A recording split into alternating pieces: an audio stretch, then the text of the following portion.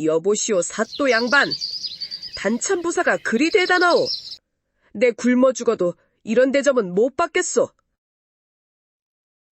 우황의 발이 상을 세차게 걷어찼습니다. 그릇이 바닥에 나뒹굴고 간장이 시커멓게 번져 나갔습니다. 찬밥 한 그릇, 시든 김치, 간장 한 종지. 천리길을 달려와 형이라 믿고 찾아왔건만 돌아온 것은 모욕뿐이었습니다. 굶어 죽을지언정 이런 밥상은 사양하오! 우황의 목소리는 술기운에 젖은 부사의 웃음소리를 단칼에 끊어냈습니다. 며칠 전 그는 딸 혼례자금을 마련하려 먼 친척 형 단천부사 김우점을 찾아왔습니다. 그러나 초라한 차림을 본 사령이 문전에서 막아섰습니다. 돌아설 수 없었던 우황은 며칠 뒤 부사의 행차길목에서 큰 소리로 외쳤습니다. 부사 형님! 한양의 아우 김우황이 형님을 찾아왔습니다! 형님, 새벽부터 굶었으니 먼저 밥부터 주시지요! 행차하던 부사는 무심한 표정으로 바라보다 군노에게 동원으로 데려가라 라고만 말하고는 떠났습니다. 아무 말 없이 동원에 머무른 채 반나절이 흘렀습니다. 자정에 넘어 돌아온 부사는 기생들의 부축을 받으며 들어왔고 그가 내민 밥상이 바로 지금 우황의 발길 아래 나뒹구는 그 상이었습니다. 우황은 울분을 삼키려 했으나 결국 폭발하고 말았습니다. 관아마당을 나서자 찬바람이 옷깃을 스쳤습니다. 천리길의 고단함, 허기, 그리고 형의 냉대가 한꺼번에 몰려왔습니다. 이튿날 단천 시내의 작은 객주에 홀로 앉아있던 우황 앞에 고운 한복자락을 끌며 한 여인이 들어섰습니다. 그녀는 전날 부사의 곁을 지키던 관기, 항아였습니다. 항아는 조심스레 문을 닫고 다가왔습니다. 김선비님, 어젯밤 일 참으로 통쾌했습니다. 우황은 고개를 들어 그녀를 바라보았습니다. 곱게 빗어올린 머리에 은비녀가 반짝였고 고운 비단 치맛자락이 발끝에서 잔물결처럼 일렁였습니다. 저는 관기 항아입니다. 사또를 모시는 몸이라 어쩔 수 없지만 그가 윗사람에겐 아첨하고 아랫사람은 업신여기는 모습을 날마다 보아왔습니다. 그런데 어제 선비님이 밥상을 걷어차는 모습을 보고 속이 다 시원했습니다. 그녀의 눈동자 깊은 곳엔 오래 쌓인 분노와 체념이 교차하고 있었습니다. 낮게 깔린 목소리는 떨림이 있었지만 그 안에 담긴 진심은 단단했습니다. 우황은 잠시 그녀를 바라보다 쓴웃음을 지었습니다. 나 자신에게 부끄럽지 않으려 했을 뿐이요.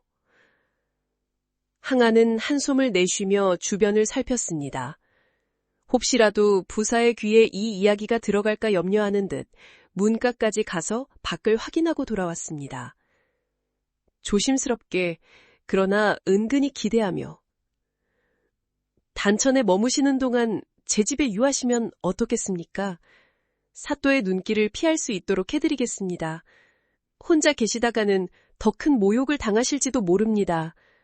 저라도 그늘이 되어드리고 싶습니다. 우황은 처음에는 완곡히 거절하려 했습니다. 하지만 차디찬 객주방의 바람, 고단한 여정, 갈 곳 없는 신세가 그를 붙잡았습니다. 잠시 침묵하던 우황은 조용히 고개를 끄덕였습니다. 항아는 미소를 머금고 그의 손에서 가벼운 짐을 받아들였습니다. 집은 야트막한 산자락 아래 자리 잡고 있었습니다.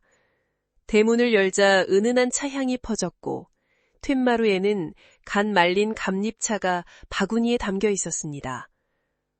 방 안에는 따뜻한 온기가 감돌고 벽 한 켠에는 글씨와 그림이 함께 놓여 있어 주인의 정성을 엿볼 수 있었습니다. 창문 틈새로 부드러운 햇살이 들어와 항아의 뒷모습을 감싸고 있었습니다. 그날부터 우황은 항아의 집에 머물렀습니다. 아침이면 뜨끈한 된장국과 밥이 상에 올랐고 저녁이는 촛불 아래서 이야기를 나누었습니다. 항아는 그의 고단한 여정을 들으며 때로는 웃고 때로는 눈시울을 붉혔습니다. 짧은 시간이었지만 서로의 마음속에 따뜻한 불씨가 피어올랐습니다. 며칠이 흐르면서 집안의 온기는 우항의 굳은 마음을 조금씩 풀어주고 있었습니다. 항아는 조용히 찻잔을 놓고 물었습니다. 선비님, 어찌하여 이 먼 단천까지 오시게 되었습니까? 우항은 잠시 고개를 숙였습니다. 딸의 혼내가 눈앞에 다가왔습니다. 쌀 한 가마 살 돈조차 없었고 끝내 먼 친척형을 찾아올 수밖에 없었습니다. 항아는 그의 말끝에서 맺히는 체념을 들었습니다.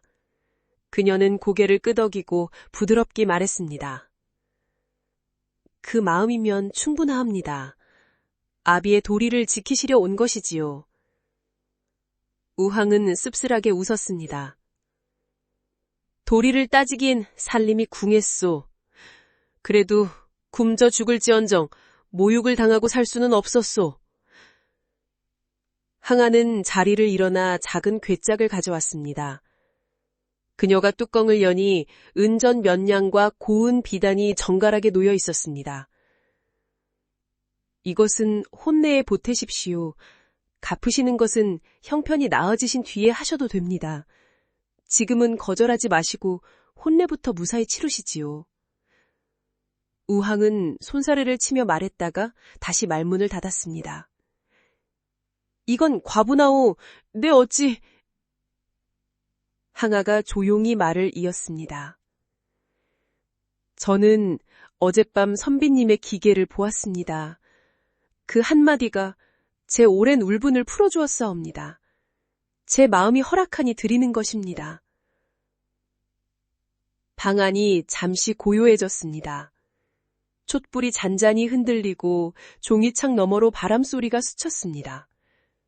우항은 천천히 허리를 굽혔습니다. 항아, 은혜를 잊지 않겠습니다. 반드시 갚을 길을 찾겠습니다. 항아는 미소를 머금었습니다. 먼저 아버지로서의 도리를 다하시고 그 다음은 선비로서 길을 걸으시면 됩니다. 공부를 놓지 마십시오. 그날 밤 우왕은 괴짝을 단단히 묶어 가슴께 안고 앉아 있었습니다. 가난과 모욕에 얼어붙은 마음이 서서히 풀리고 있었습니다. 그는 새벽녘에야 눈을 감으며 다짐했습니다. 혼례를 마친 뒤 글로 다시 서겠다. 이튿날 아침 항아는 뜨끈한 된장국과 밥을 내었습니다. 우항은 한 숟가락을 뜨고 나서 조용히 일어섰습니다. 돌아갈 길을 정했기 때문이었습니다. 집에 돌아온 우항은 항아의 도움 덕에 딸의 혼례를 무사히 치를 수 있었습니다. 잔치가 끝나자 친척과 이웃들이 모여들어 축하 인사를 건넸습니다. 사또 형님이 살펴주신 거지. 먼 친척이라도 벼슬 자리에 있으면 이런 덕을 보지. 이래서 관직 있는 일가가 귀한 거라니까. 그 말들이 하루 이틀이 아니라 아침 저녁으로 이어졌습니다. 장에 나가면 상인들이, 골목을 지나면 이웃이, 들길에서는 농부들이 같은 말을 했습니다. 부사 형님 덕분에 혼례 잘 치르셨다면서요?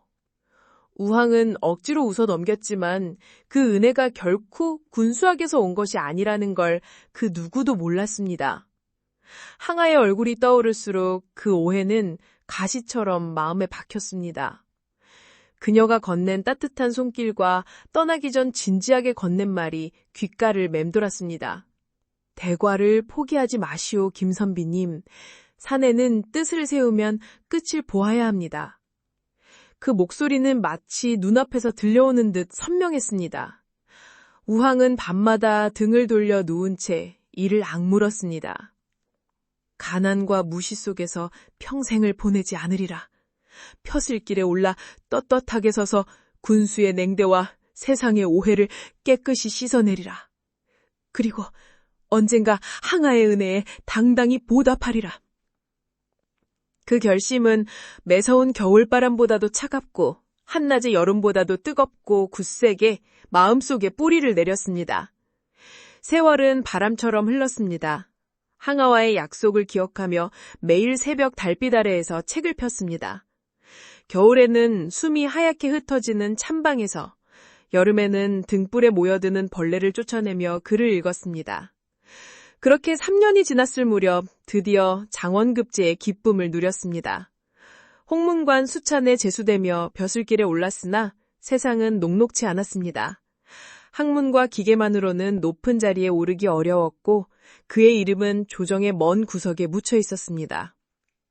세월은 또 흐르고 조선 땅에는 흉년이 들었습니다. 곡식값은 치솟고 곳곳에서 굶어 죽는 백성이 속출했습니다. 관북지방의 민심은 날로 흉연해졌고 탐관오리의 패단은 도를 넘었습니다. 그는 그 소식을 들을 때마다 마음이 무거워졌습니다. 굶주린 백성들의 얼굴이 억울한 일을 당했던 자신의 모습과 겹쳐 보였습니다. 그는 홀로 중얼거렸습니다. 언젠가 기회가 온다면 반드시 저 고을들을 바로잡으리라. 비록 벼슬길 초입에서 이름을 알리지 못했으나 그의 눈빛 속에는 변함없는 결심이 깃들어 있었습니다. 마치 폭풍을 기다리는 산맥처럼 조용히 그러나 단단히 힘을 모으고 있었습니다. 그 무렵 궁궐 안은 유난히 조용했습니다. 숙종은 연이은 흉년과 백성들의 고통에 깊이 씨름하던 차였습니다. 그러던 어느 밤 그는 기묘한 꿈을 꾸었습니다. 안개자욱한 무덤 앞에서 한 노파의 목소리가 또렷하게 울렸습니다. 기무항을 어사로 삼으시옵소서. 그가 억울한 백성을 살릴 것입니다. 숙종은 잠에서 깨어난 뒤에도 그 목소리가 귓가에 맴돌았습니다. 그날부터 그는 기무황이라는 이름이 머릿속을 떠나지 않았습니다. 며칠 뒤 어명을 받은 시종이 기무황을 불렀습니다. 우황은 무슨 영문인지 모른 채 궁궐에 나아갔습니다. 전하 앞에 무릎을 꿇자 숙종이 물었습니다. 경, 혹시 남들이 알지 못하는 사연을 품고 있는가? 우황은 잠시 머뭇거리다 입을 열었습니다. 전하, 오래전 들은 이야기가 있어 전해드려도 되겠습니까? 그는 마치 제3자의 일인 듯 단천부사의 냉대와 한 여인의 도움, 그리고 다시 일어선 사연을 풀어놓기 시작했습니다. 숙종은 그 이야기에 빠져들었습니다. 밥상 위에 찬밥과 시든 김치, 그것을 걷어찬 사내의 기계, 은혜를 갚겠다는 굳은 결심, 그리고 잊지 못한 한 여인. 우황의 목소리가 점점 떨리자 숙종이 물었습니다. 그 여인은 지금 어디에 있는가? 그제야 우황은 고개를 숙였습니다. 전하, 그 여인은 바로 신의 은인 항아이옵니다. 그리고 그 사내가 신이옵니다. 숙종은 잠시 말이 없었습니다. 곧 미소를 지으며 자리에서 일어났습니다. 경, 그 여인을 경의 부실로 삼으라. 그리고 비밀하고 은밀하게 관북의 실정을 살펴 백성을 위한 길을 마련하라. 숙종은 우황을 암행어사로 임명하였습니다. 우황은 이 말을 땅에 박으며 답했습니다. 성은이 망극하옵니다.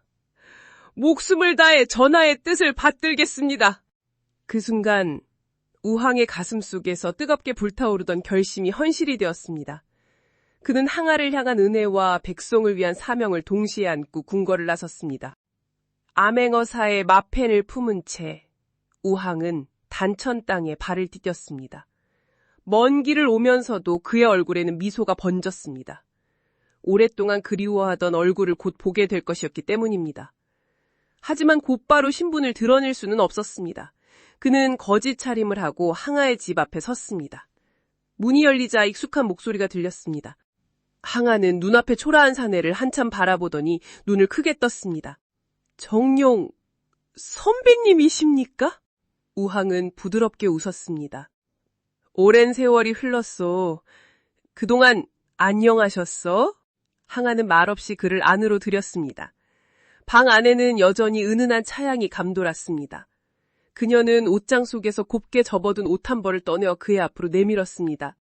이거 직접 지어두었습니다. 혹시 돌아오실까 하고. 우황은 잠시 말이 막혀 옷을 받았습니다. 3년 전 자네가 준 돈을 산적에게 털리고 집에도 돌아갈 수 없어 이때까지 유리걸식을 하며 살았소. 그의 변명에 항아는 깊게 고개를 끄덕였습니다. 항아의 눈빛에는 의심이 없었습니다. 그녀에게는 신분도 차림새도 중요하지 않았습니다. 오직 오랜 세월 잊지 않고 돌아온 그 사람만이 전부였습니다. 우황은 그 눈빛을 보며 다시 한번 마음속 깊이 다짐했습니다. 이제는 그 은혜를 떳떳하게 갚을 때가 왔다고. 한편 항아는 새로 지은 옷을 곱게 내주었지만 우황은 밤마다 낡은 옷을 몰래 찾아 품에 안고 잠이 들었습니다. 그 모습이 이상해 항아는 어느 날 조심스레 그 옷을 치웠습니다. 그러나 그날 밤도 다음 날 밤도 우황은 다시 그 옷을 품에 안았습니다. 며칠째 반복되던 어느 날 항아가 옷을 개다 주머니를 스쳤습니다. 툭 하고 묵직한 쇳덩이가 바닥에 떨어졌습니다. 말그림이 3마리 새겨진 마패였습니다. 항아의 손끝이 떨렸습니다. 이곳은 어사마패가 아니옵니까? 우황은 잠시 침묵하다 깊게 숨을 내쉬었습니다. 그렇소. 더는 숨길 수 없겠구려. 나는 전하의 밀지를 받고 관북을 살피러 온 암행어사요. 항아의 눈가에 금세 눈물이 고였습니다. 그동안 그 낡은 옷을 품었던 이유가 그대가 내게 건넸던 온정이 그 옷 속에 남아있었소. 나를 버티게 한 힘이었소. 항아는 마패를 조심스레 내려놓고 우황의 품에 안겼습니다. 두 사람의 숨결이 섞이고 가슴이 고동쳤습니다. 세월의 강을 건너온 그 마음이 마침내 하나로 이뤄졌습니다. 항아와의 뜨거운 해우가 끝난 후 우황은 본격적으로 자신의 임무를 수행하기 시작했습니다. 억울한 백성들의 이야기를 귀담아 들었고 부사의 비리를 낱낱이 조사하였습니다.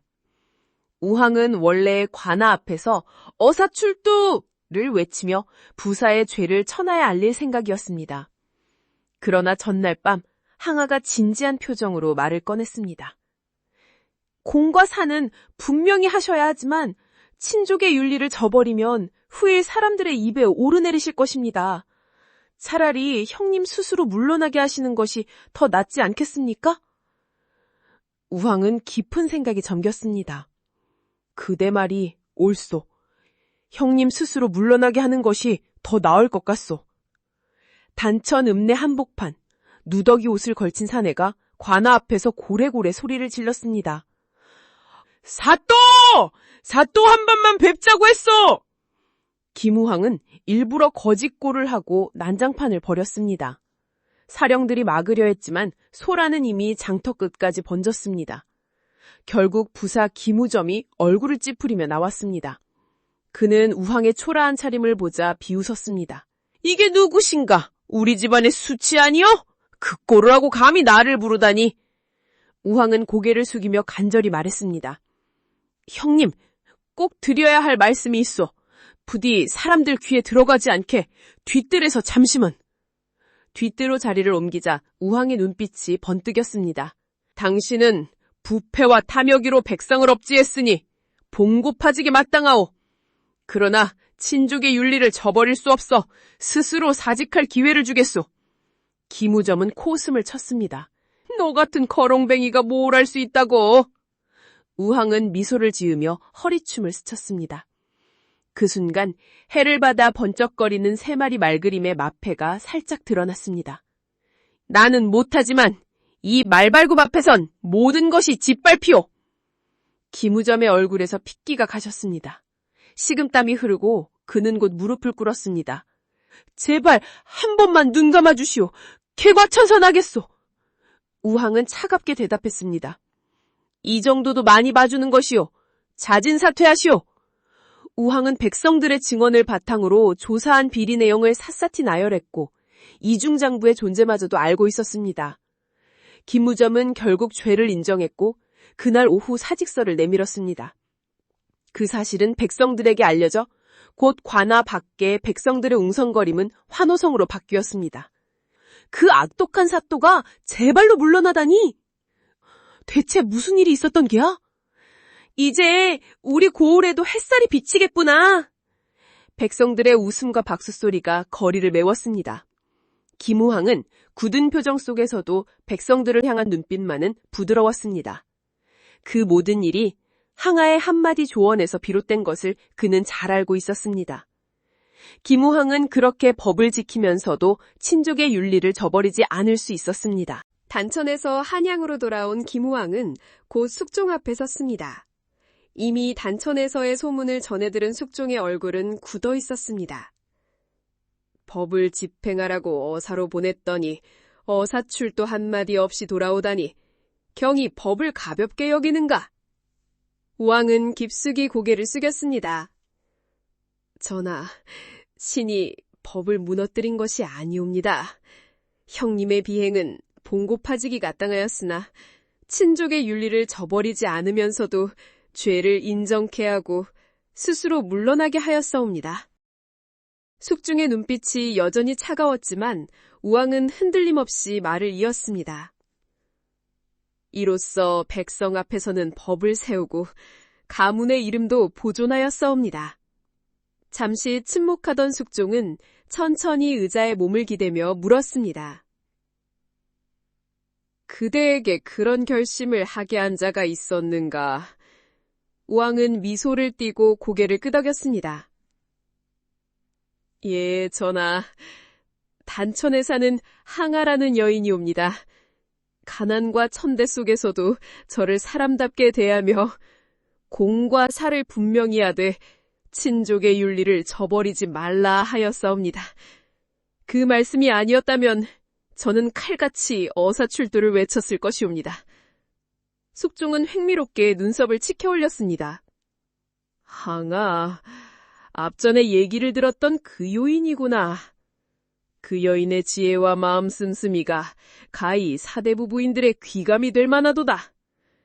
그녀를 경의 부실로 삼게 하라. 며칠 뒤 단천의 골목에 가마가 들어섰습니다. 대감댁 부실로 모시러 왔습니다. 항아는 놀람과 설렘 속에 가마에 올랐습니다. 훗날 김우왕은 정승의 자리에까지 오르게 되었고 그 곁에는 늘 항아가 있었습니다. 마을 사람들은 환호하며 말했습니다. 그 악독한 사또가 물러난 것도 시원한데 김대감이 이렇게 출세하시다니. 두 사람의 인연은 이제 조선의 역사 속에 굳게 새겨졌습니다. 구독, 좋아요는 영상 제작에 큰 힘이 되지요. 감사합니다.